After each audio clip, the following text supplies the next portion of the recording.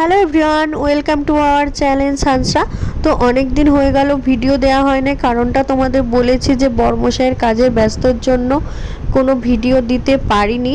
আর আমিও আমার কাজে খুব ব্যস্ত ছিলাম। এই যে রেডি হয়ে দুজনে যাচ্ছি ও বাড়িতে। তো ও বাড়ি যাওয়ার আগেই রাস্তার ধারেই এই যে দোকানে ভাই বোনেদের জন্য একটুখানি চকলেট আর এই যে ও রাজকুমার সুইটস থেকে একটু মিষ্টি নিয়ে নিলাম। আর যাচ্ছি, এটা ছিল রথের আগের দিন, মানে উল্টো রথের আগের দিন। রথ থেকে যাব করে যাওয়াই হয় না, শেষমেশ উল্টো রথের আগের দিন গেছিলাম, 2 দিন ছিলাম। এই দেখো আমাদের মাম্মামকে, আমাকে দেখে ওর কতটা আনন্দ হচ্ছে। আর তারপরেই খেতে দিয়ে দিয়েছিল মা লুচি, বেগুন ভাজা, অনেক রকম মিষ্টি আর ঘুগনি। আর অনেকটাই লেটে গেছিলাম, মোটামুটি 12টা বেজে গেছে। আর এই দেখো আমাদের এই যে নতুন এসি লাগানো হয়েছে, মানে মা বাবার বিরুদ্ধে গিয়ে এসিটা লাগানো হয়েছে। আর এখানে দেখো আমাদের ডায়েট চার্টটা তোমাদের দেখিয়ে দিলাম। আর এই যে মদন মোহনকে তো প্রথমে দর্শন করতেই হবে, তাই না?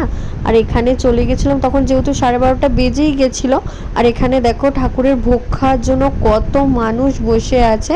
এখানে এই যে 10 দিন ঠাকুর থাকে মদনমোহন, তো 10 দিনই কিন্তু ভোগ খাওয়ানো হয়। আর এইটা একটা ছোটোবেলা থেকে ইমোশান বলতে পারো, ছোটোবেলা থেকেই আর কি।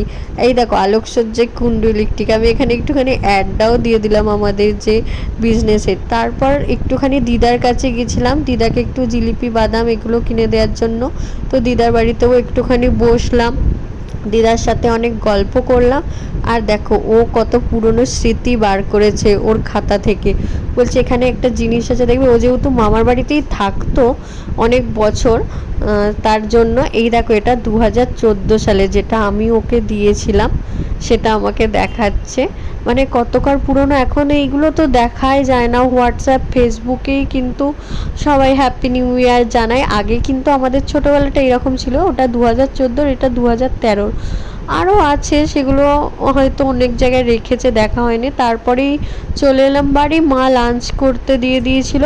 মেনুতে ছিল ভাত, আলু ভাজা, বেগুন ভাজা, পটল ভাজা, পাঁপড় ভাজা। আর ওদিকে ছিল এমনি মাছ, পমফ্রেট মাছ, আর চিকেন করেছিল, আর চাটনি। আর পাঁপড় ভাজাটা আগেই বলে দিয়েছে। আর দেখো শুধু আলু ভাজা আর ঝোল আলু দিয়ে ভাত খাচ্ছে। আর সন্ধেবেলায় দেখো ঠাকুরের জন্য থেকে ভোগ আনা হয়ে গেছিলো, মদনমোহনের যে ভোগ, খিচুড়ি ছিল, পায়েস ছিল, এই ভোগ। আবার সন্ধেবেলা দেখো দাদা এখানে আমাদের স্ন্যাক্সের জন্য একটুখানি চিকেন পকোড়া এনেছে, সেটাও সবাইকে দিয়েছিল। আর তারপর রেডি হয়ে চলে গেছিলাম আমরা মদনমোহনকে দেখতে, মেলা দেখতে। মা, আমি আর এই যে আমার বর্মশাই গেছিলো, বাপিও গেছিলো। বাপি একটুখানি পরে গেছিলো, তাই ভিডিওতে নেওয়া হয় না। এরকম এই যে প্রথম গেটটা এরকম ছিল আমাদের এইখানে। প্রতি বছর একটা গেট করে মানে রথের মেলার জন্য। ভিড়টা জাস্ট দেখো, কত লোকজন। এটা উল্টো রথ না, রথের দিনও নয়, উল্টো রথের আগের দিন যেহেতু, তো অনেকটা ভিড় হয়েছিল। আমাদেরকে কেমন লাগছে কমেন্ট করে জানিও কিন্তু। আর মদনমোহন মন্দিরের, মানে মদনমোহনের মূর্তিতে ছবি তোলা নিষেধ সেহেতু আমি ভিডিওতে দেখাতে পারিনি তোমাদেরকে। আর দেখো অনেকটা রাতে গিয়েছিলাম বলে যাত্রার জন্য ভিড় হয়ে গেছে কীরকম। এখানে কিন্তু 10 দিনই যাত্রা হয়।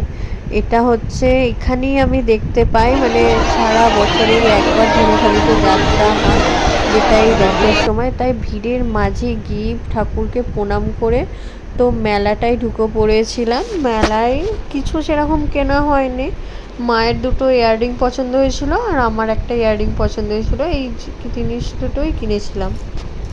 মেলার মধ্যেও ভিড়টা দেখো, আর এতটা পরিমাণে গরম লাগছিল যে বেরোতে পারলে বাঁচি, এরকম একটা ব্যাপার মনে হচ্ছিল। আর তারপরে এই ছোটোবেলায় কিন্তু এই রথে স্কুল যখন যেতাম, রথতলায় স্কুল ছিল, স্কুলে যখন যেতাম এখানে উঠে বসে থাকতাম। এখন তো ওঠা যাবে না, তাই একটু ভিডিওই করলাম আর তার সামনে কয়েকটা ছবি তুলেছি। আর এই দিকের গেটটা দেখো, এদিকের গেটটা শ্রীকৃষ্ণের, কি সুন্দর লাগছে না দেখতে। এই যে দেখো বাপি মাকে চাপিয়ে নিয়েছে বাইকে, আর আমি বড়মশাইয়ের বাইকে চলে গেছি।